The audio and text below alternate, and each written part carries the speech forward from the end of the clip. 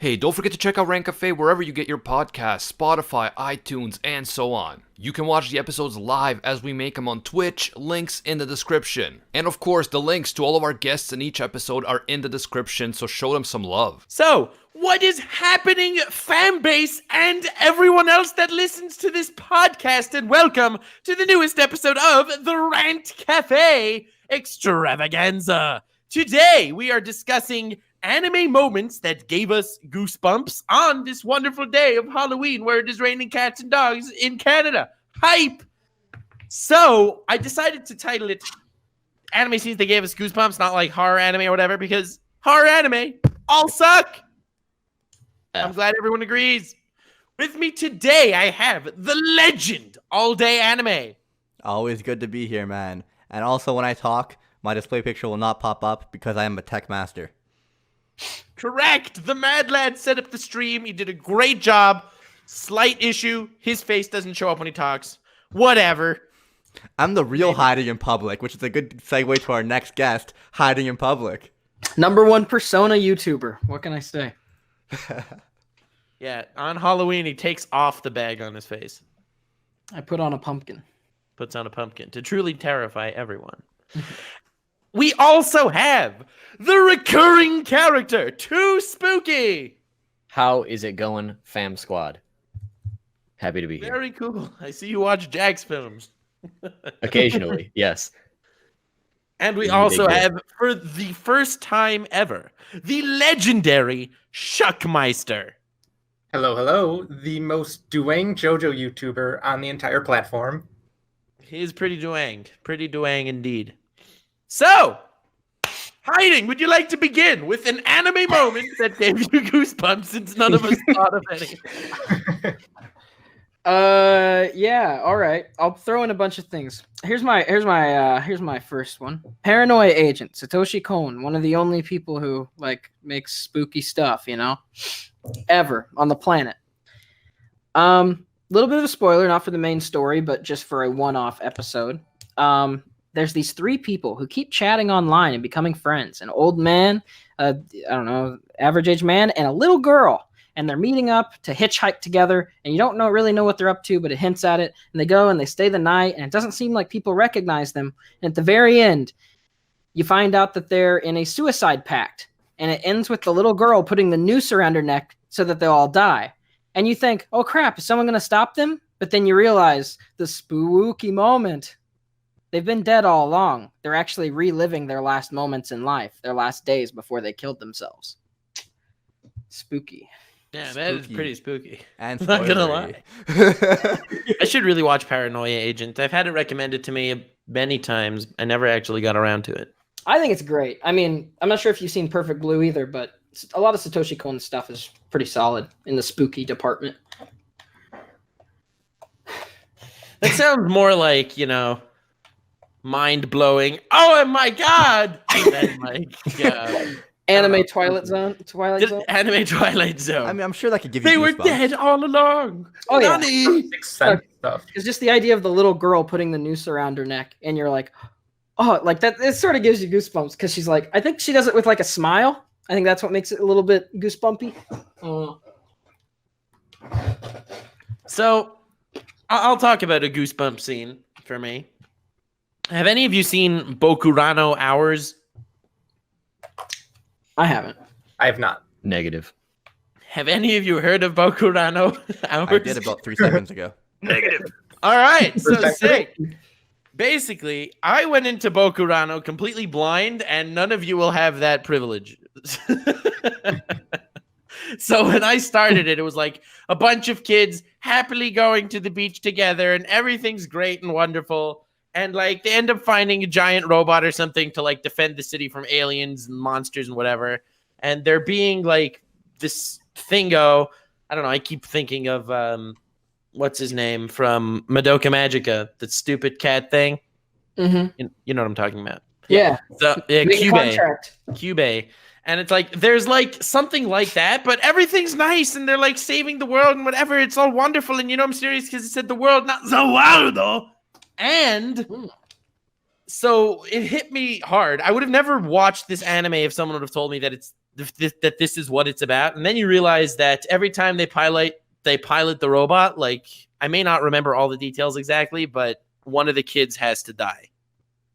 Like, and then whenever a monster attacks, they know that they have to pilot this robot to protect the monster, but they're going to have to choose someone to do so, which will kill them. Ooh, that's cool. Jeez. And it was like, damn! I went into this completely blind. I don't even know how I managed to pick this up. This isn't the style anime that I would, get recommended. Mm-hmm. No, that's cool. That's a really nice premise. And it ended up an amazing show. Like a phenomenal, phenomenal series that no one ever talks about. But it's actually amazing. Nor heard of, but that does sound amazing. Yeah, no one heard of it. You can't recommend it as like, oh, a bunch of kids go to the beach to find a robot to save the world. It's like, yeah. I'd rather watch a wrestler go wrestle and fetishize animals get transported to another world. Thank you. Okay, I just thought of a moment. It's not super spooky, but it definitely gave me goosebumps. It's from Fudo Metal Alchemisto Brotherhood. Oh yeah, I love Fuda. Big Brother. You guys know Big what moment Brother I'm gave talking me about goosebumps. here. The most Yeah, iconic. Yeah. Yeah. Yikes. Yeah. I don't really have Yeah. anything to say about it. I mean, the goosebump moment that like comes to my mind the most is like a pretty well-known and classic one, I'd say. Which, we got to talk about One Piece. Oh, That's hell just how yeah. it's got to be. Of course. The So- Mad Lad. I would say the moment that comes to me the most when I think of getting goosebumps while watching that was definitely when Nami asks Luffy for help during the Hell Arlong yeah. Park arc. Oh, and when Always Luffy get puts the goosebumps. straw hat on Luffy Yep. on Nami afterwards. Oh, it's amazing. And Every then the time. three of them just walk up to. The epic One Piece soundtrack comes on. The walk towards Arlong Park. Honestly, I have goosebumps right now. Yeah, exactly. Just ready to clap some fish cheeks and all. them I goosebumps want to get talk the about a hairs One up. Piece goosebump thing also, and it's spoilery, so I'm not going to really talk about it. And then we'll go to Shuck because he has some really epic stuff about melting feces that he wants to talk about. Of course. But I had goosebumps Odin's entire goddamn flashback. Oh my god. Okay.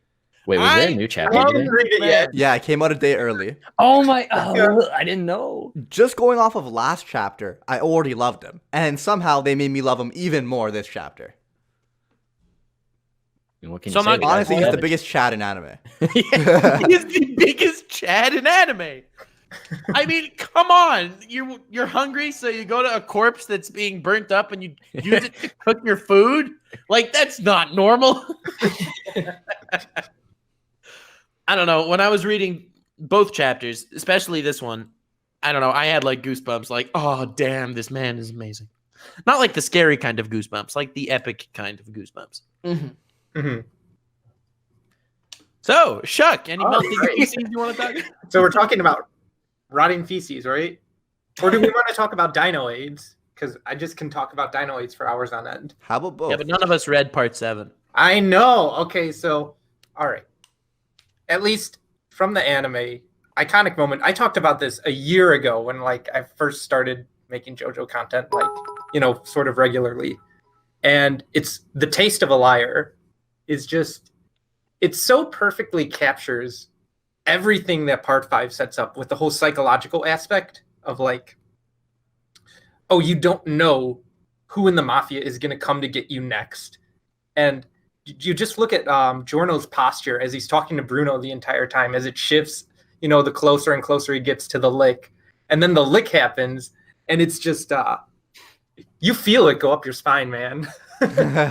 So I will not lie to you. Any goosebumps that I may have had watching that scene were retroactively removed by Matt Pat's video. I know. It's so sad. Matt Pat made a video about the JoJo lick scene. Yes. Does it make sense scientifically that you could tell if someone's lying by licking their face? Answer: no. No. Wow. What?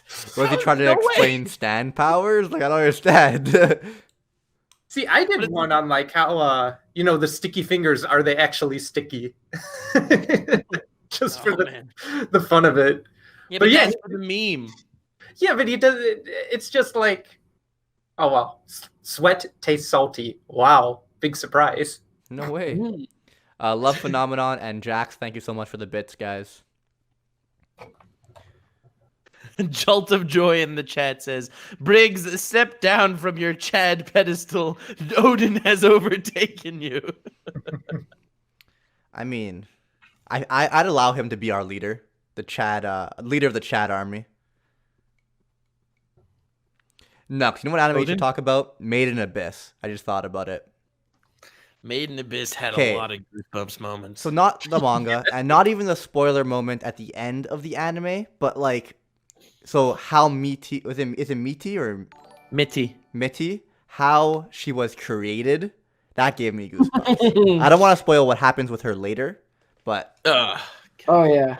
No, that's easily one of the most like, cringe inducing, not in the way that we use it now, but just literally like you grit your teeth like, oh, yikes. That's a great moment.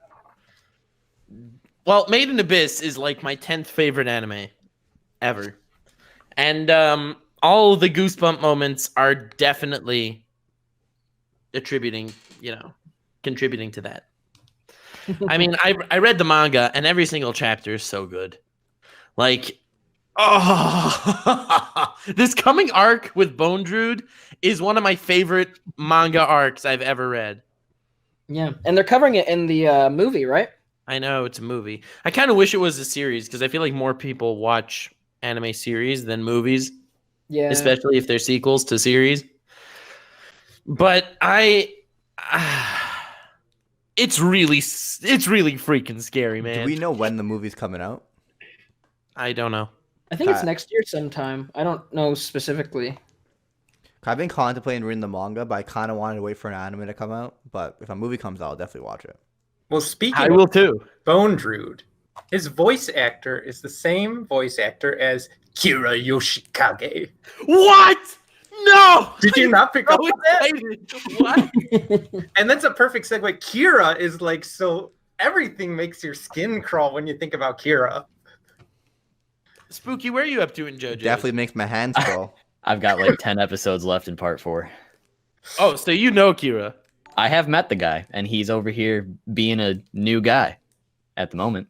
And that's Please- about all I please can don't say. spoil anything for him. I mean, I could just mute myself and take my headphones off for like a minute, if you must. Oh no. I No, don't know. you must. I don't want to take away from the goosebumps, guys. This is important.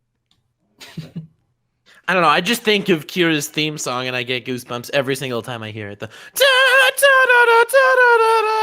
I'm like, oh my god! Oh, you know what that No reminds me matter- of?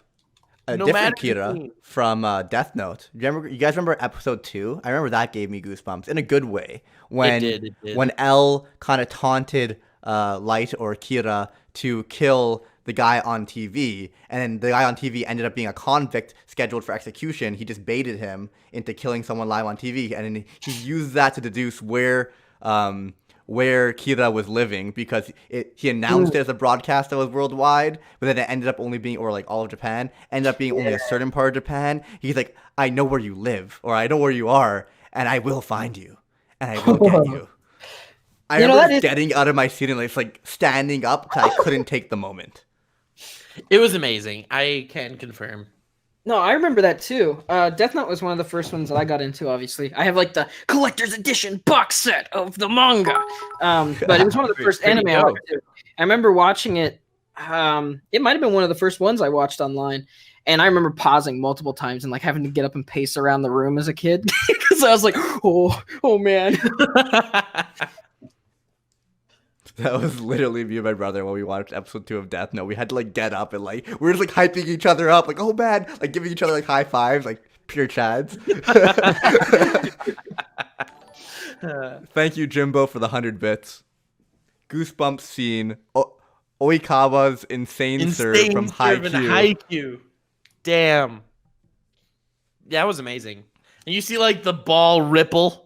Like it gets anime boob physics for a minute. I love the arcs of their backs when they spike and do serves, because like Haikyuu is relatively realistic, but they make things look so extreme and powerful by like exaggerating certain features, like the arcs of their backs or the snap of their wrists when they spike a ball and the impacts and stuff like that. And they do a fantastic job. Haikyuu new season's coming out in 2020. I believe it might actually end up being a Netflix original. No, I mean, okay, whatever. It doesn't really matter. Ingrata, thank you for the 100 bits. It's the Chaz says, if Nux notices me, I'll subscribe. Well, perfect segue. Not only does he subscribe, but also Chaz Princeton is one of the greatest anime characters of all time. And he has a goosebump scene, I have to say. I remember when I was watching GX as a kid, and he dueled against his brothers. Do you remember? Have any of you seen GX? Yeah, I watched GX as a kid. Yeah, That's a little right bit. where I dropped off. Long time ago, but yeah. He dueled his brother, and his brother had like all these crazy expensive cards. And he said, you can only use cards with attack points of under 500. And everyone's like, oh my God, Chaz doesn't stand a chance. And Chaz annihilates them. And basically, that gave me goosebumps as a kid. I remember I liked that scene a lot. But a Yu-Gi-Oh scene that still gives me goosebumps is when Kaiba was dueling Ishizu. Spooks, you're with me? I'm with you. And he goes, you know, he gets like these one of those Destiny flashback thingos, and he's like, I'll sacrifice God! And he summons Blue Eyes. And everyone is completely blown away by this turn of events. That scene gives me goosebumps every time, especially in the sub, because the background music in the sub is far superior than the dub. I didn't know they had different background music. Sorry? I didn't know they had different background music in They do. different versions. If you watch the sub of that scene, I'm telling you, you will shat yourself.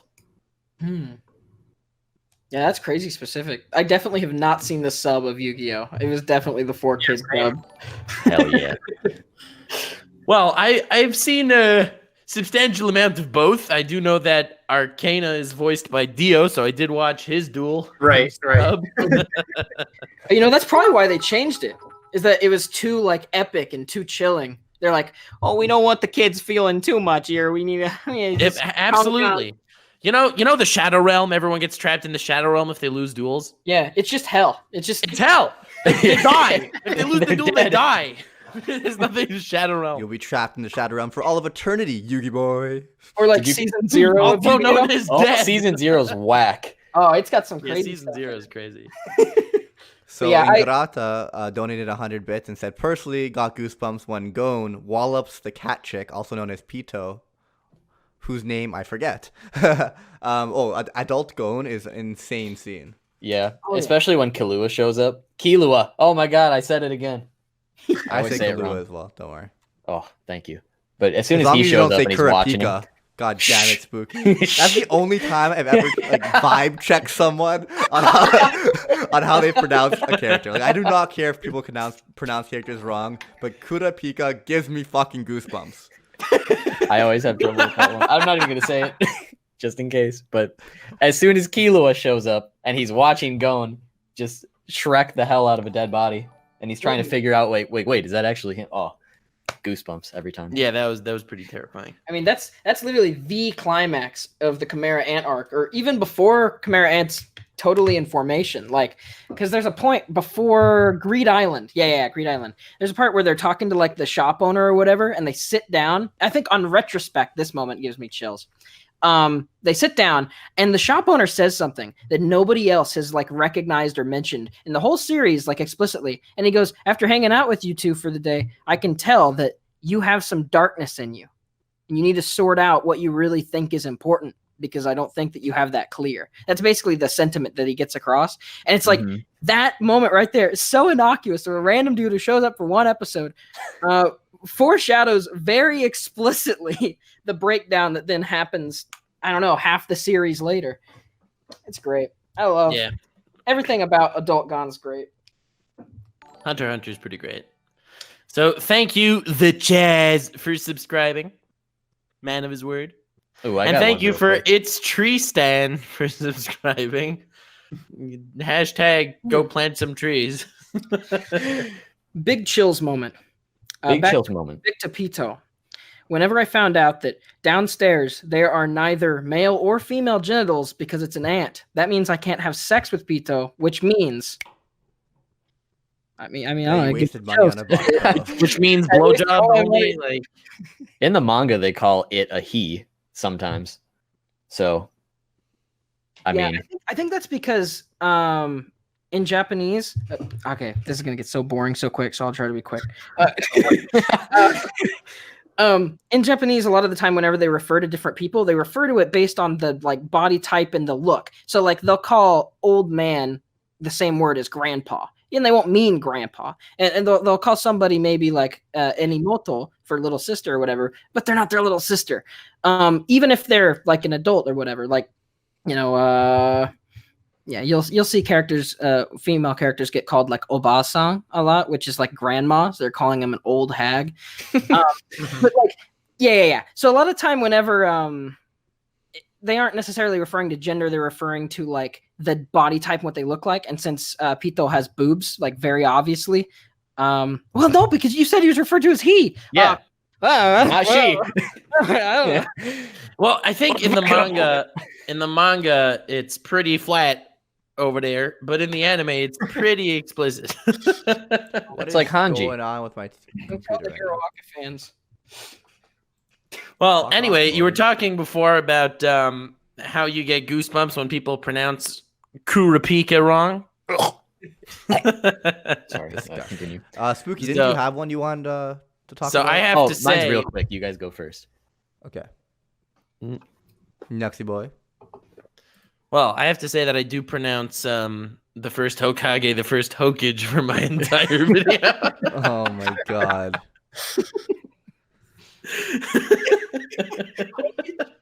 I've never heard that.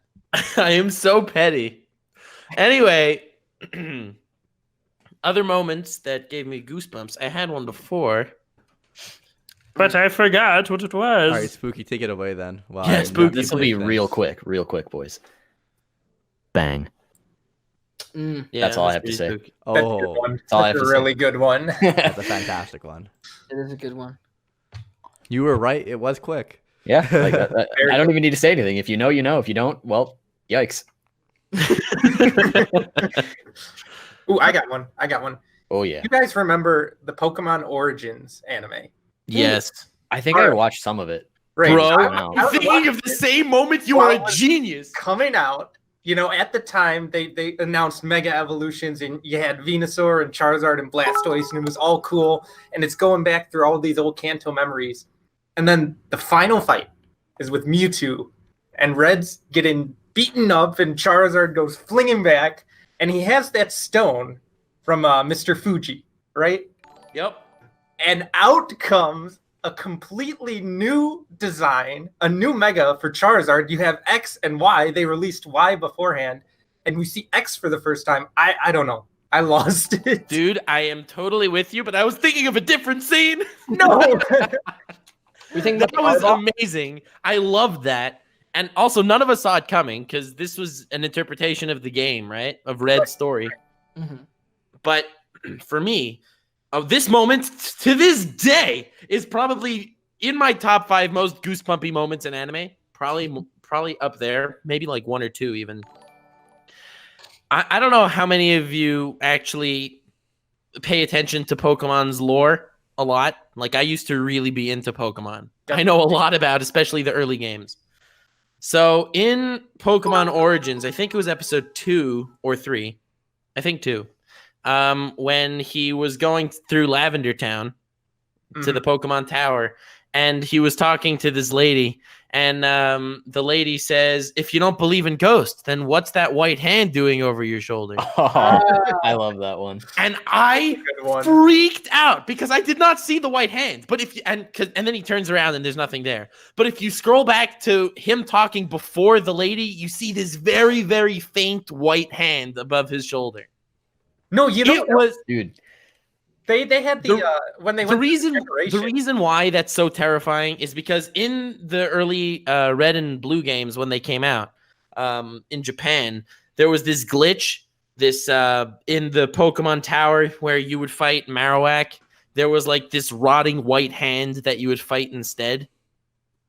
And like Yeah. there ended up becoming this whole massive controversy, and there was this urban legend that kids were dying playing Pokemon games. Like they were like, I remember all this. it was so scary when I saw this creepypasta as a kid.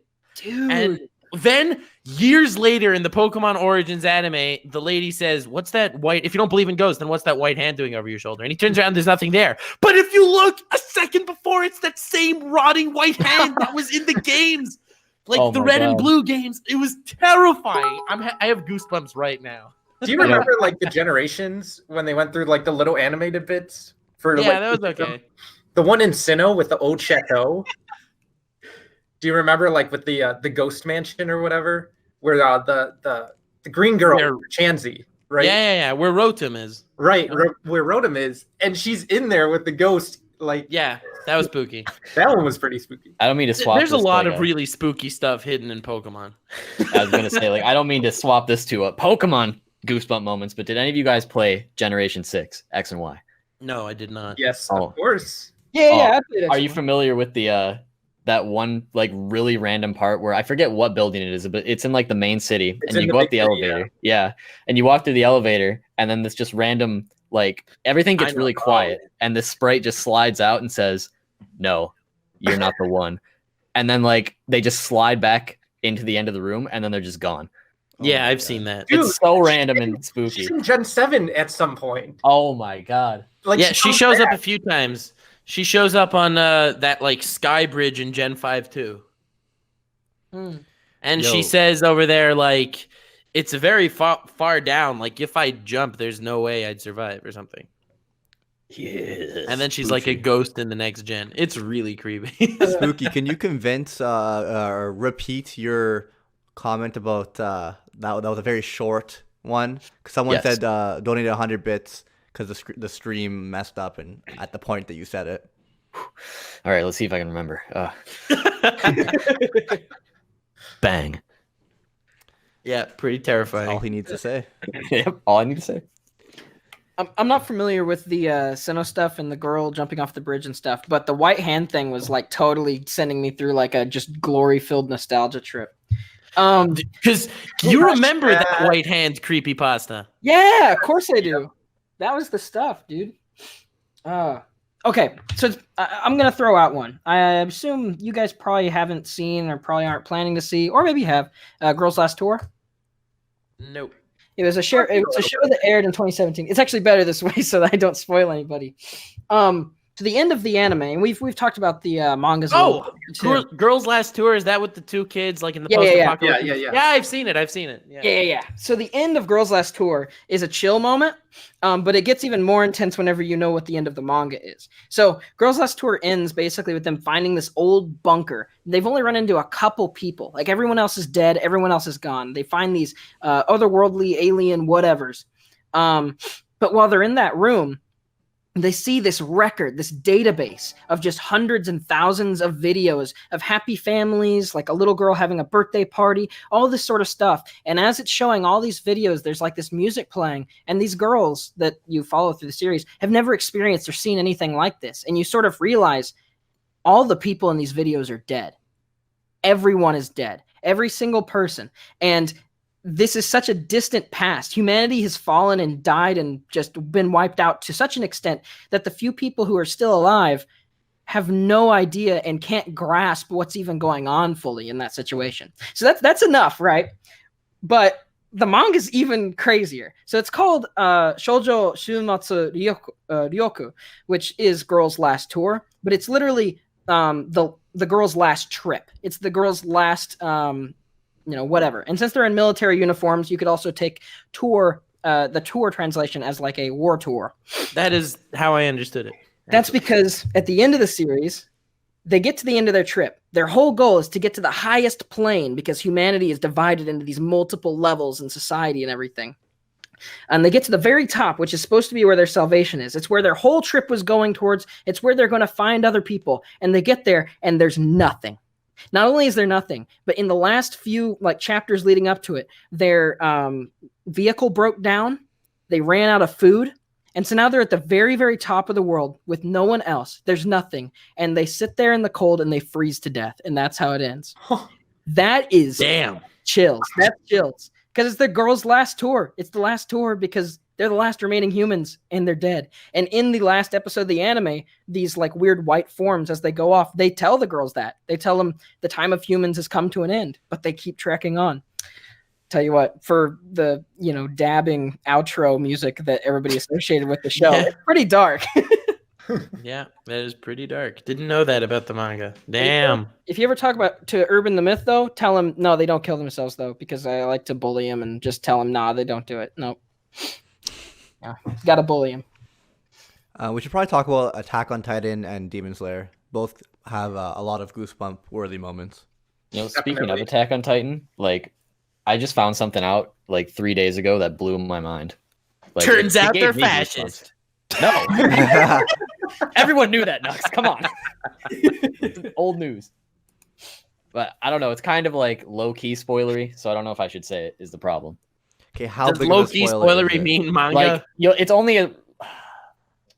Okay, it's not that big of a spoiler. If you guys want to hear it, I can say it. The It's really basement not a spoiler. leads to the underground world of Skyrim. It just They always find a way to get me back there, I swear to God. But basically, here's how it goes, right? So, Well, the time loop thing gave me goosebumps, that's for sure. are you familiar with the title of the recent Attack on Titan chapter? No. Well, the title of the last Attack on Titan chapter that came out is called To You 2,000 years Yes. ago. And the first chapter is called From You 2,000 years ago. You mad lad. God my damn. God. So It he blew my planned mind. that. Let's not talk about that. That's definitely spoiler territory if we talk about what happened. Yeah, in not the talking last about chapter. what happens, but just the fact Just that that's a thing. Just the titles. My God. Yeah, Attack on That's all I had Titan. to say. But I guess That guy basic had a moments vision. that are non-spoiler territory. We could talk about the 5th episode when Eren the Titans pops up and grabs Eren's leg and then Eren ends up getting eaten and you're like, I will that's, not lie, that's the I main felt character. Nothing. I felt nothing Really? at that moment. Honestly, I felt was everything. so I definitely had goosebumps, but I was also happy because I didn't like Eren. So I'm like, oh hell yeah, maybe Mikasa will become the main character. Dude, But I just guess felt another bad for moment the is Titan that when ate- Connie goes to the village and there's a Titan on his house that couldn't move, and you hear the Titan say Connie or something like that. And Oh, that then was that's when we creepy. realized that humans kind of turned into Titans. And that's not spoilers because it's anime. Yeah, that was pretty goosebumpy. Or You know what wasn't goosebumpy? Hey, Aaron, what up, bro? I'm Armor Titan. He's Colossal Titan. yeah, for real. That could have been goosebumpy, but it wasn't. Man, they connected a lot of things with the first episode now that I think about it. Remember the first episode when Aaron's mom gets eaten? And that was a goosebump worthy moment. But it's That so was a much good better with all the stuff they add to it later on in the manga. Mm-hmm. It's So nuts. I have this whole theory on what's actually going on in Attack on Titan, but whatever, not for now. But there are a lot of goosebump moments. And Demon Slayer, I think episode 19 gave everyone goosebumps. I mean, just the sheer beauty of the animation and music was enough. It was pretty killer. Why are people saying F in chat? I think the stream's down. Streams down. Oh no. Rip. No, Press no. F to pay Normally I get a respect. notification when it goes down. We're back. Are we back? Cool. So I wonder if anything I said actually got through. Oh well. Well, I heard. And that's what matters. That's what matters. Yeah. We could talk about Demon Slayer. They do a great job making you feel for the villains because when they turn into these demons, they lose their sense of humanity. So it's their fault, but it's not their fault, and you kind of feel for their human side and the version that used to be human and their backstory. People keep on saying F in chat. I don't know if I'm talking to anyone right now. No, it re-effed. Oh, it's back. It's back. Like those moments where Tanjiro shares with the demon that he just slayed and acknowledges their humanity or what used to be their humanity, and we get these great backstories in between the fights. I think they do a great job. Mm-hmm. Whenever they did the first one, with I don't even remember what his name was, the giant behemoth blob of tons and tons of dead people. The big Oh, boy yeah. demon. Yeah. Whenever they did that for the first time, I wasn't really expecting it, and I was like, I really dig this. I mean, I know some people who like criticize it and be like, oh, they just shoehorn in all the development last second, but I think it's sort of interesting to have the immediate flip on its head. I don't know. No, I like that a lot. I feel like that's really Nezuko's purpose in the show. It's really opening our eyes to demons that you should feel bad for, not just despise. Mhm. So Tanjiro, the main character, is someone who loves his sister, not in the anime way, of course, but even though she's become a demon, still he sees her as a human or as someone with humanity within them. So he's the person that can really, feel for every other demon. That's why he's really a good protagonist. Mm-hmm. Yeah, I like But it. as much as I like Demon Slayer, it doesn't compare in Goosebump moments to like Psychopaths or something. That's because something that hasn't been brought up yet. I have to bring up Psychopath. Sorry. I know that most people's biggest goosebumpy moment is where Makishima basically decapitates a girl in front of main character, which is scary, granted. But for me, what was much more terrifying was that he, in middle of the street, he just takes a random guy and beats him to death, and it's a completely crowded street. And no one raises a hand to help the guy. Everyone's too afraid. Because if they do, then the Sybil system will say, oh, these people they're latent criminals. Let's lock them up since this Sybil system is screwed. Yes. That's such an awesome moment. So he just beats the guy up in public and no one does anything. No one says a word. Everyone's watching in silence. Some people slowly walk away. They don't want to have their psychology tainted by witnessing evil. And what's worse is what he does is such a horrid act by osmosis, just by the fact that they're all around. They have more like evil thoughts and like more vicious tendencies, and they all get rounded up and put in prison. Yeah. That awesome. was bone chilling. Oh yeah. And like a lot of character deaths too, but like you can't really say character deaths because that's sort of spoilery. I can't believe we haven't talked about the eclipse yet. I was kind of thinking I was thinking of Berserk the whole time. I guess we probably shouldn't talk about it because of like spoils, but Yeah. oh my god. Berserk has a lot of moments where I like got goosebumps, I'd say. Yeah, Berserk, every arc has one or two of those moments. For me, I think the most goosebumps I got in the entire my entire read, even more than the eclipse, because I sort of had that spoiled for me. But for me, when Griffith fought the King of Kushan at the end, and he like stretches out his hand, and the king, he's like so massive. I don't know if any of you read that. He's a big, massive boy, that's for sure. He's a big, massive boy.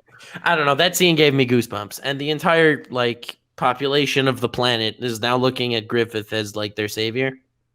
Mm-hmm. But Berserk aside, because every chapter has goosebump moments. For me, the most goosebumpy moment in Demon Slayer is not any of the fights. It's in episode 4, and this is actually what hooked me onto the show. I was not even thinking of continuing it until this scene, and I was like, damn, I'm watching this all the way through. And that is when Tanjiro's going off to this exam thingo, and he says to the old guy with the mask, basically, yeah, I trained whatever. I got help from this guy in a cat mask and this girl in a whatever mask. And he's like walking away, and the guy says, how does he know those dead children? And it turns out those two people that he was training with for weeks were both killed by that demon. That scene gave me goosebumps. I'm telling you, man, like first 6 episodes of Demon Slayer have the perfect pace. Yeah. You should make a video on that. Yeah, I know someone that made a video on that. Farah Ogamo, thank you so much for subscribing. And he says, Although I thanks would for the disagree. content, Kings. I think that it was too slow in the beginning. Really? I thought the first like 20 episodes or like 22 episodes were so fast paced. Or like I thought they were good, greatly like really paced. well well Or wait, paced. what am I trying to? Yes, yes. It took 4 episodes to Right. hook me. I was actually I feel annoyed at one point, 4 episodes I feel in, like they could when have they were done it like, in 3. they went from like a low tier demon, and they were asking about Michael Jackson, which is his real name, and Right. I honestly just forgot his name. What's his name? Musa and Kibitsuji. Okay, Muzan. They were asking about him, and then it was like, oh, like they made it seem like he couldn't, like the demon couldn't talk about it because he was so scared, and you got that like real sense of fear, which I thought was great. And then the next episode, Tanjiro just runs into him.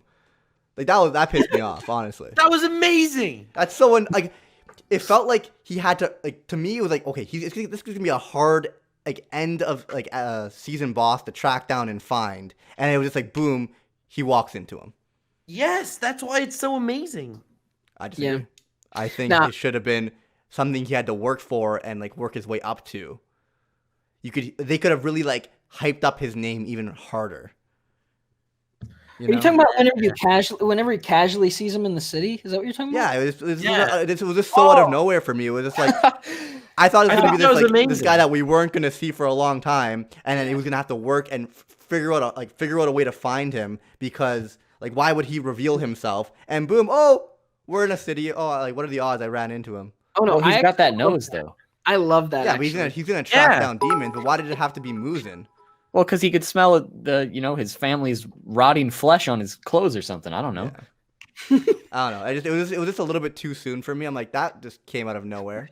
For me, I feel like that added to the tension and like the horror of the situation. To know, like, yeah, this isn't Absolutely. some spooky dude out in the middle of a hideout somewhere. This is like a normal He's citizen who, underneath Yes. everyone's radar, is ripping apart and ruining families.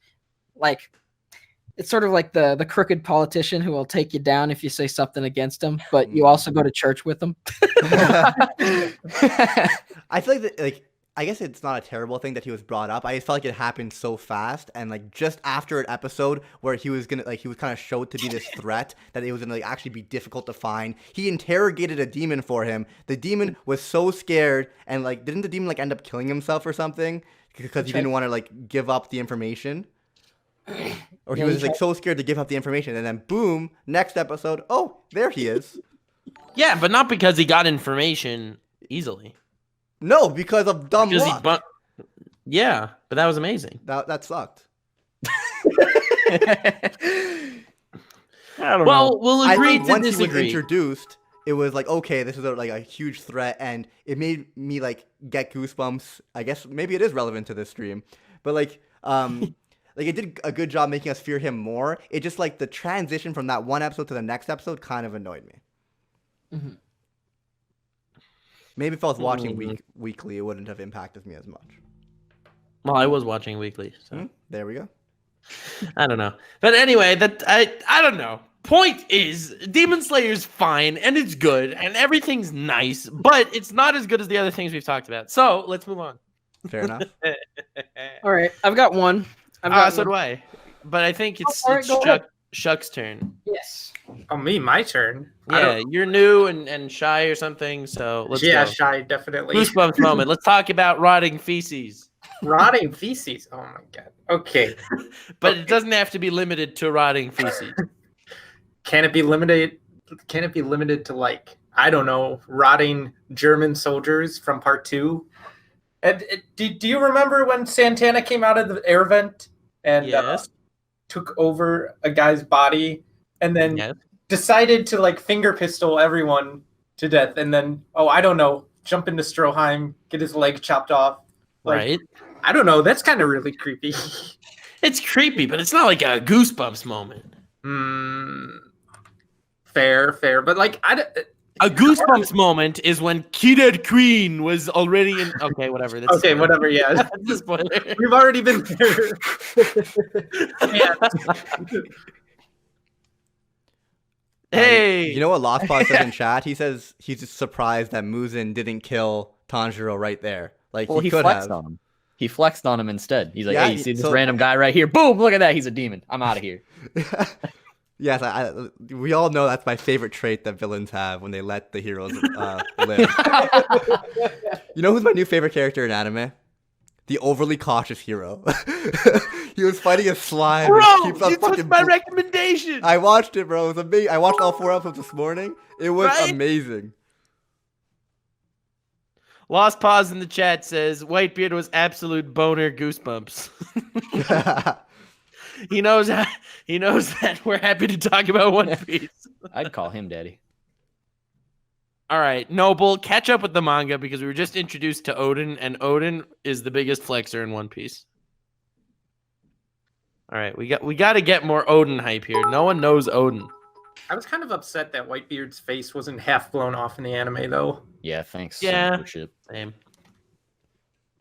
Or, you know, But it's better than when Crocodile impale Luffy in the 4Kids dub. He's just like holding him up. And Luffy's like, oh. I'm trying to think of some more moments. So a moment I wanted to talk about was ReZero episode 4. At the end of episode 4, it's when everything's going nicely and he's in the mansion and things are going swell for him. Amelia Tan is over there. Rem and Ram are just like weirdo twins, sort of. And basically, after this whole long events where he's learning how to cook and he's doing all of this random shiz, basically he wakes up and he's not wearing the clothes he went to sleep with. And he's like, hey, I wonder why that's the case.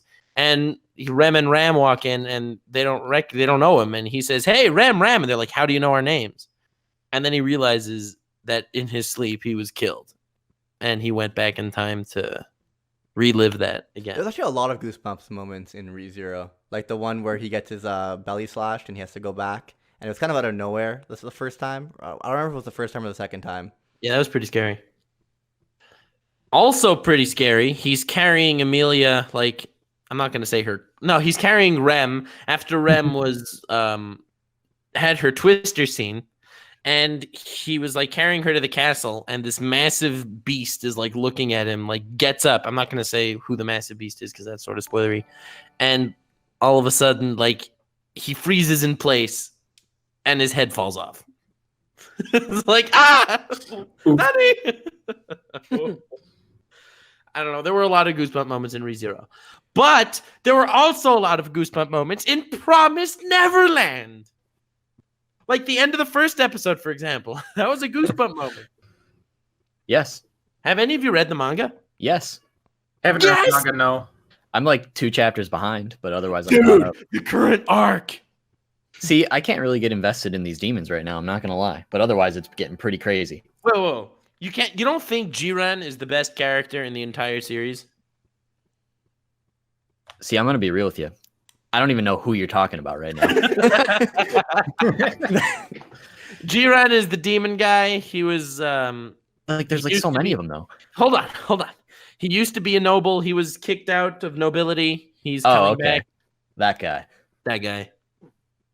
It's weird because if you're reading it, every second chapter pronounces his name differently. It's either Jiran or Jillian, and it goes back and forth because they're not sure. Yeah, like I'm so lost at what's going on, like with the demon past right now. I need to give it a reread because doing it week to week was like, okay, what is happening? So I binged it. Who are these? That makes sense. I binged until this current arc. And then I took a break for a while, and then I binged till now. And the latest chapter, bro, epic twist. Not going to tell you what happened, but oh my damn. God. I can feel the goosebumps already, and I'm not even looking at it. So it wasn't that awesome. Oh. Anyway, there are so many goosebump moments in anime, actually. And I'm surprised we only said one from One Piece. We should probably say many more. We said more than one from One Piece. We talked about the Nami Arlong moment. Whitebeard, Nami, Odin. We didn't really go. We said Odin. That's right. That's 2. We didn't really go into the Whitebeard moment that much. These guys nothing happened is the biggest goosebump moment. Yeah, we didn't actually talk about nothing happened. But yeah, nothing. Because we talk about it every single stream. And we should talk about nothing every single stream going forward. Yeah, hell yeah. I think it's meant. Sam mentioned it in the chat. The Requiem from the York New arc in Hunter x Hunter. That scene gives me chills. Oh, you know what? scene gives me goosebumps when Luffy takes out the 100,000 pirates with his Conqueror's Hockey after the time skip. I don't know. Luffy's one single punch against the dragon gave me more goosebumps. What That about is a his huge. punch? That is a huge. Oh wait, I'm dumb. goosebump-inducing moment. A small moment that gave me goosebumps when he one-shots that cat at Amazon Lily. It gave you goosebumps. Yeah, absolutely. I watch that on YouTube all the time. I'll just go back and watch that little fight. Very cool. Yes. Lost pause in the chat. Muting stream. La la la. No spoilers. All right, let's move on No, from we One didn't. Piece then. Let's move on from One Piece. All right. All right, one we What? haven't. No Flamingo's backstory though. Oh That my- gave me goosebumps. Sorry. Pinku? Oh, Senior Pink. Yes. Yes. Those were some real goosebumps. My goosebumps were hard boiled. Oh, Only Manly. a true Chad. So no All right. mention of ghost stories up until this point. Well, the dub gives me goosebumps. The other version of ghost stories? gives me more than just a goosebump. Gives him 2. Bring a shovel to a fight knowing you'll win against Uvigan. That's just a flex. That's just a flex, man. I mean, It's not some goosebumps, flexes that's a give big- goosebumps depending on Yeah, the but Chad, not- right? Not that one though. I mean, when we talk about it, it gives me goosebumps. I don't know about you guys, okay? But when I was reading the My Hero Academia manga, there's one scene in particular I remember just getting goosebumps out the wazoo. And that was All Might versus All for One. I thought I you were read going it, to say though. when Bakugo died. Well, that's obvious, Briggs. Okay, that everybody knows that one. But that was before it was in the anime, so I don't know exactly like how much more or less impactful it would be, like watching it animated rather than on paper. But So I could tell you that I only started reading the My Hero Academia manga after season 3. So the first time I saw that was in the anime, and I did not get goosebumps. I thought that fight was sort of like overrated-ish. well, it's not necessarily the fight itself. It's more like the fact that everyone's about to watch All Might almost die. Well, it's not a spoiler anymore because it's been out by now. But like he doesn't die, but everyone thinks he's gonna die. So like All everyone Might shook dies? his heck. Yeah, he dies with Bakugo. You didn't know that? Actually, No, Bakugo dove in front of All Might as a meat shield, protecting the symbol of peace. shield. But it wasn't in there. And it didn't work, and they both died. Hell yeah. Symbol of meat. So I just sent you the worst manga panel in all of One Piece, in all of My Hero Academia. Spooky. I'm gonna send it to Oh, you. Too. I love that panel. I read every word. Okay. As a meat shield, though, how well cooked is Bakugo? Is he medium rare? Is he medium well? Is he well done I'd say completely? he's medium, honestly. Well, he starts off pretty rare, but ends off pretty well done. Briggs confirms Bakugo is mid on stream. Yeah. Flip it. I love how you knew where I was going with that. I mean, I agree. To be but we fair, can move all of on. these epic moments that we're talking about don't compare because Goku could beat all of them. So, I mean, to be fair, Yeah. I sent all of you guys the worst panel in all of My Hero Academia Oh boy. I love that on panel. Twitter. You love that panel? It's great. Definitely. Lost pause in the chat. I know the Madoka Magica moment in episode 3 shook the whole magical girl genre. Hell yes, it did. That moment, damn. That gave me goosebumps. I remember I watched that. It was like 2 a.m. and I was tired. And I said, you know what? And I watched the first 2 episodes of Madoka Magica. And, I thought it was okay, whatever. So then I was going to watch episode 3 and go to sleep. Big mistake. So I watched episode 3 and I finished it and I got up and I was pacing and I was like, this is an amazing show. This. And then I proceeded to binge the rest of the show over that night and I didn't really sleep. People have really come around on Madoka. I remember first watching it and everybody blew up and it was crazy and it like literally started the whole deconstruction meme that then everyone's been crapping on for the last like 5 years. I need to rewatch Madoka because I think people have come so around on that moment that they'll now say, oh, it wasn't even that great. It wasn't that special. And I want to see if it still has that specialness to me if I go and rewatch it. Because that definitely blew me away. I remember the kid in my Minecraft server leaving signs at my house that said sign a contract, and I was scared. You know what's guaranteed to give me goosebumps every single time? When they play the opening theme in the anime. Oh, Damn. hey, I think agree. Kenichi did that. Yeah, I was about to say my favorite moment, Kenichi versus Odin. Kenichi end of the versus Odin. series. When the OP1 starts playing, and I think it was OP1 or OP2, I can't remember. And I think it was OP1, which is even better because at that point OP2 had been playing. OP1 starts playing, which is kind of like a throwback because he's in that fight. He's using everything he learned from the very beginning and throughout his journey, all his ass kickings, copying all his masters. It's amazing. Yeah, that was amazing. I love that fight. If you haven't watched Kenichi, watch Kenichi, please.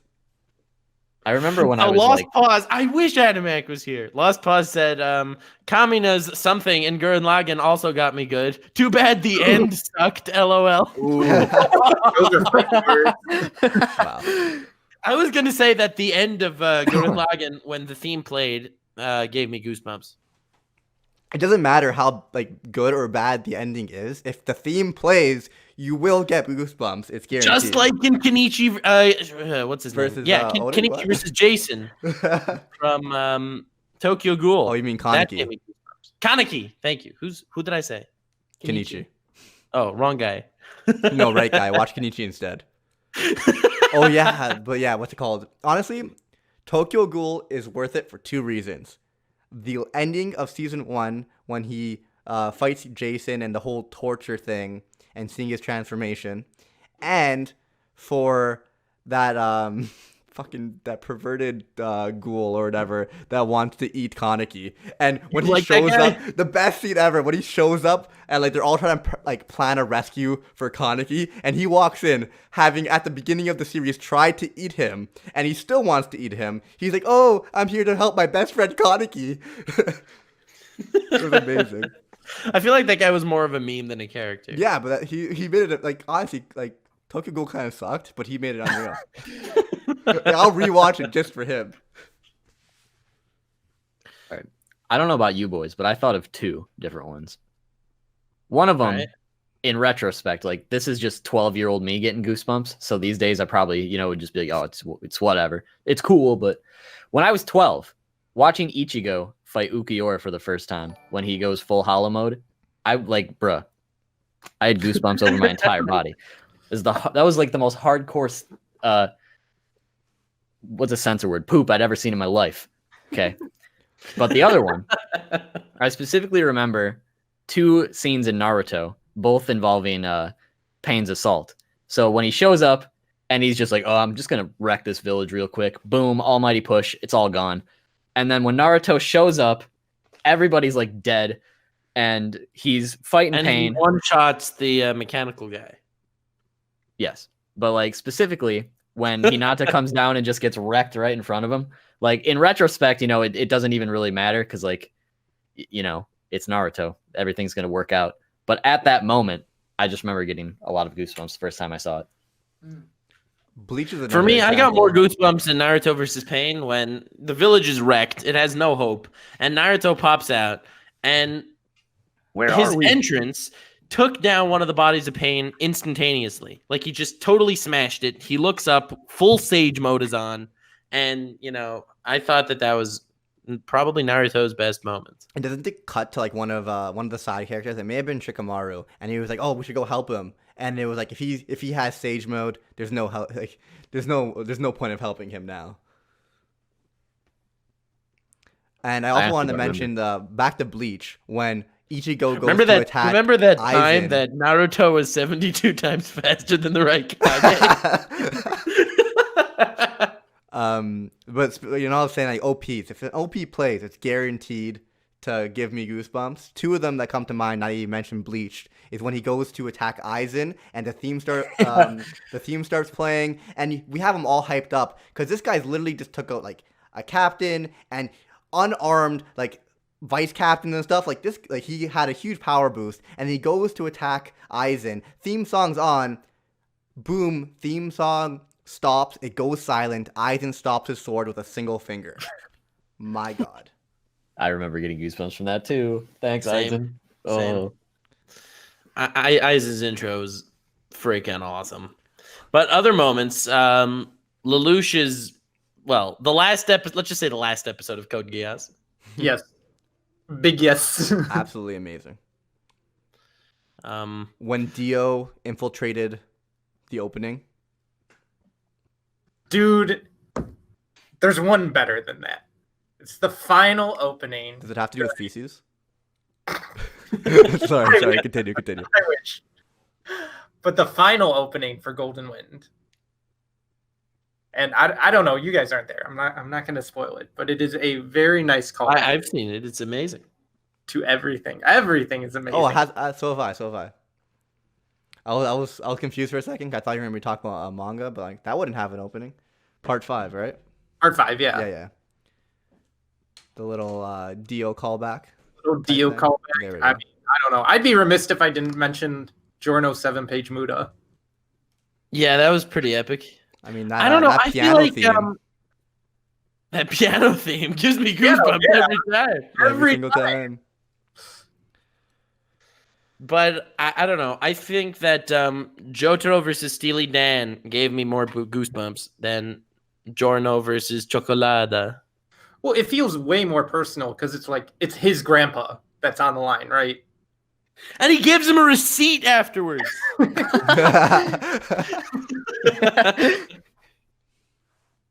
That's pretty epic.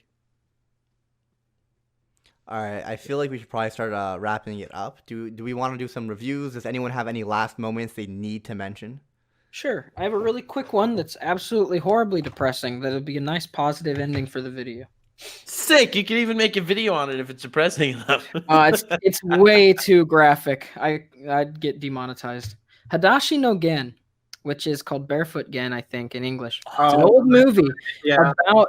The whole movie is about the bomb dropping in World War II. I just bought the manga. Specifically, the scene is after you get through, like, Gen's life, and it's drawn very much like a 70s, 40s, 50s, whatever era, old cartoon.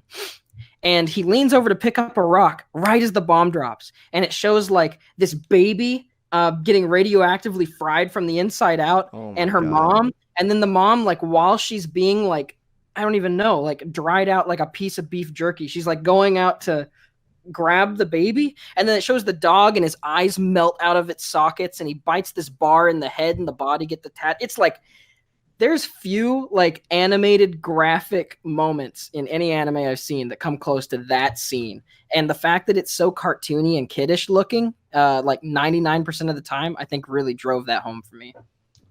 Got goosebumps hearing you talk about it. It's pretty graphic stuff. Yeah, I'm No feces though. Oh. Unfortunate. Well, to be fair, there would be, but it was melted from the inside. True. Well, on that lovely note, I was just about to say that. happy Halloween-y. Happy Halloween. Halloween. Happy No Nut November Eve. I would read reviews, but I don't really feel like it, and Animac's not here, so it's all good. I mean, we could make this video an extra like 5 minutes longer. I don't know. I feel like it might not be at the hour mark yet. Really? Well, we're an hour 18 in, and I feel like we didn't start until like 20 minutes in. All right. Here is some epic reviews. Hurrah! So the first review is, came for Nux, stayed for Nux, subscribed for the wonderful voice of teching. 5 stars. Can I say that you're the best podcast in the world? Despite me saying it like that, I can assure you that I'm being completely serious. I started out with Swaikage and set the programmer before I discovered the glory of Nux. He put glory in caps. So, yeah. Anyway, and his absolutely wonderful voice. Oh, thank you. The way he pronounces various things, such as and others, and his overall demeanor is amazing. Lord Briggs Sama Senpai Chadkun Sama-san is Correct. amazing. And he is the Chad lad of this generation that we do not deserve, but the one we need. I mean, have you seen this man in a tank top? Masterpiece. Thank Zawardo for webcams. Animac with a K, because I can't disrespect Kamina like that, has glorious hair that has been passed down the anime uproar line for generations. Still not on the level of glory of mustaches are on, especially not even close to the greatness that is Lord Twigo-sama, our Lord and Savior's mustache. And this review does not end. It just keeps going. I guess I can continue. Oh, I definitely will continue. Hiding, you'll see why. Also, the guests. JoJo, the guy who talks too much, is perfection itself. And so is hiding in public we stan, in caps.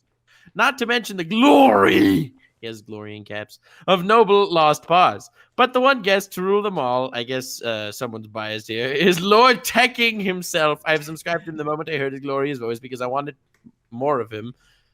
Just talking, despite knowing absolutely nothing about One Piece and lacking extensive knowledge of Bleach. Wow. In fact, he, alongside with Lord Brigo-sama Senpai Sensei Sama-chan San-kun, have inspired me to read One Piece, and I am loving it so far. A reminder to Nux that I adore him, mostly because he understands the glory in great anime, like, I don't know, Fate Zero, Magi, and Durarara. Alright, 5 stars. Do a video on Izaya and Shizuo. Low-key, whatever, etc., etc. Bang. Okay, good. Very long review, but it was very heartfelt, and I do appreciate it. Thank you, Kono Dioda, via Apple Podcasts. Of course. Much to my surprise. Anyway, next we have Nisu. I think that's supposed to be Naisu. 5 stars. Rant Cafe is the best isekai. It's as if the omnipotent Lord Twigo has come down to bless these absolute Chad lads in this endeavor. This is my new favorite podcast, possibly the best in the world. You know I'm serious because in the world, not Zawardo. It puts every other podcast in Boruto Shippuden tier. That's even lower tier than Boruto tier. On a more serious note, this is a fantastic podcast. What truly makes it amazing is the dynamic between these mad lads. From Best Girl Animac-chan, the true philosopher constantly praising his favorite show, Tengen Toppa Gurren Lagann, and defending the plot of the great sports anime, Keijo, with 7 exclamation marks, to a pure man of culture, Nuxinator Sama, constantly memeing JoJo's in the tournament brackets and correctly pronouncing Furumeto Hudo. And then we have the star, Lord Brigo, who is an absolute Chad of a human being that forgets everything.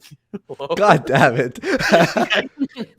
Truthfully, I've edited this like 300 times because I want to articulate how amazing I think this podcast is, and I really want you guys to succeed. I highly recommend everyone to Detroit smash the subscribe button, as it truly is a Gorudin Exuperinzu. Hashtag Todoroki is best boy. Hashtag hail to Nux Taku. Hashtag yayo yayo. Dreaming. Very cool. Next, Sam the Gum review. Man just donated 200 bits and said, Rant Cafe, trending in Japan. Hell yeah.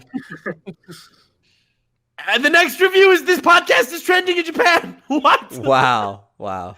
I think Sam has some observation hockey. Damn, very cool.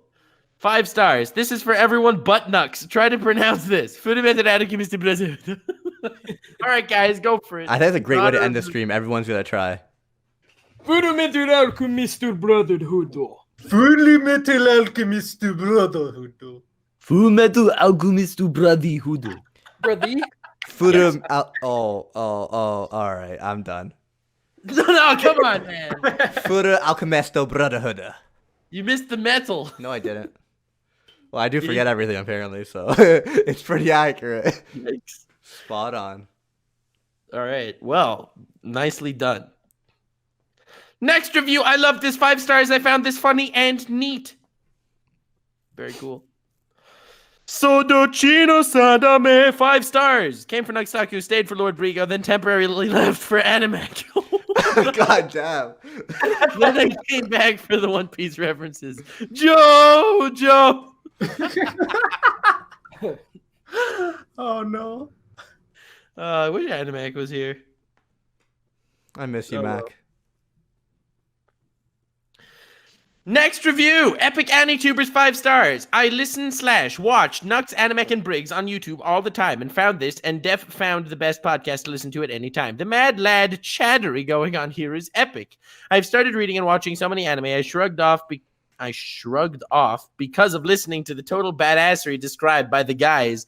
Def worth listening to. Stay weird, Space Cowboys, Shin Paul. Oh, so close. So close. So close. About as close as my Furu Metal Alchemisto Brotherhood. Nicely done. Nicely done. Yeah, I need to prep a little bit, think about it.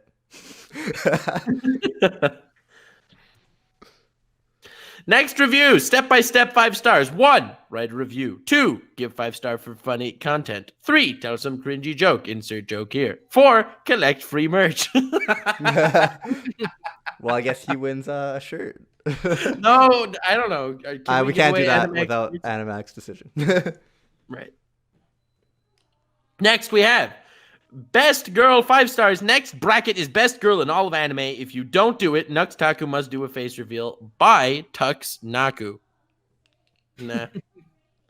Next, we have Next Flex, 5 stars. Biggest flex in podcast history. All right, that's a lot of reviews. Sounds good. Hold on. I have to go to this one. I'm skipping to this one. I'm sorry. Best anime podcast, 5 stars.